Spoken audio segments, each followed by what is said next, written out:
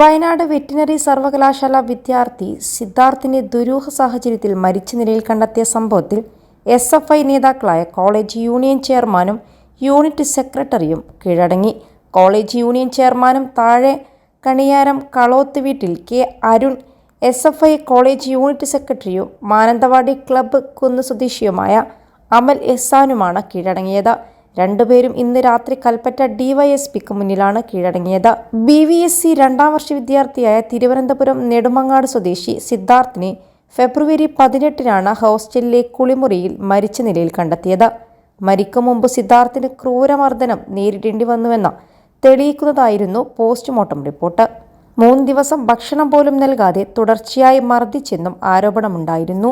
കേസിൽ SFI unit secretary S. Abhishek അടക്കം 6 പേരെ നേരത്തെ പോലീസ് അറസ്റ്റ് ചെയ്തിരുന്നു.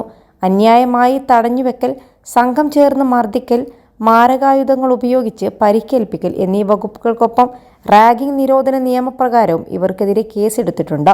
+2 ഡിഗ്രി കഴിഞ്ഞവർക്ക് വേൾഡ്സ് ഫസ്റ്റ് AR/VR ക്ലാസ് റൂമിലൂടെ സ്മാർട്ട് ഫോൺ എഞ്ചിനീയർ ആവാം. കൂടുതൽ അറിയാൻ വിളിക്കൂ ബ്രിഡ്കോ ആൻഡ് ബ്രിഡ്കോ. സംഭവവുമായി ബന്ധപ്പെട്ട് SFI യൂണിറ്റ് സെക്രട്ടറിയും കോളേജ് യൂണിയൻ പ്രസിഡന്റുമടക്കം 12 വിദ്യാർത്ഥികളെ ദിവസങ്ങൾക്കു ശേഷം സസ്പെൻഡ് ചെയ്തു. കൂടുതൽ പ്രതിഷേധം ഉയർന്നതോടെ ഇവരെ പ്രതികളാക്കി പിന്നീട് പോലീസ് കേസ് രജിസ്റ്റർ ചെയ്യുകയായിരുന്നു. മുഖ്യപ്രതി K. അഖിൽ നേരത്തെ അറസ്റ്റിലായിരുന്നു. 1ാം വർഷ വിദ്യാർത്ഥിയായ അഖിലാണ് കുറ്റവിചാരണയും ആക്രമണവും ആസൂത്രണം ചെയ്തതെന്ന് പോലീസ് പറയുന്നു. സംഭവത്തിൽ സസ്പെൻഡ് ചെയ്ത വിദ്യാർത്ഥികളിൽ 10 പേർ ഇപ്പോഴും ഒളിവിലാണ്. ഇവർക്കായി ലുക്കൌട്ട് നോട്ടീസ് ഇറക്കുമെന്ന സൂചനയുണ്ട്. വിദ്യാർത്ഥിയുടെ മരണത്തിൽ സമഗ്ര അന്വേഷണം ആവശ്യപ്പെട്ട് കോളേജിൽ വലിയ പ്രതിഷേധങ്ങളാണ് നടക്കുന്നത്. MSF, KSU, ABVP സംഘടനകൾ പ്രതിഷേധവുമായി രംഗത്ത് വന്നിട്ടുണ്ട്. അതേസമയം സിദ്ധാർത്ഥിന്റെ മരണം അന്വേഷിക്കാൻ പ്രത്യേക അന്വേഷണ സംഘം രൂപീകരിച്ചു. വയനാട് SP-ക്കാണ് അന്വേഷണത്തിന്റെ മേൽനോട്ടം. കൽപ്പറ്റ DYSP അന്വേഷണ ഉദ്യോഗസ്ഥനായി നിയമിച്ചു. ഒരു DYSP കൂടി സംഘത്തിൽ ഉൾപ്പെടുത്തും. സംസ്ഥാന പോലീസ് മേധാവിയുടേതാണ് ഉത്തരവ്. മുഖ്യമന്ത്രിയുടെ നിർദ്ദേശപ്രകാരമാണ് പുതിയ സംഘത്തെ രൂപീകരിച്ചത്.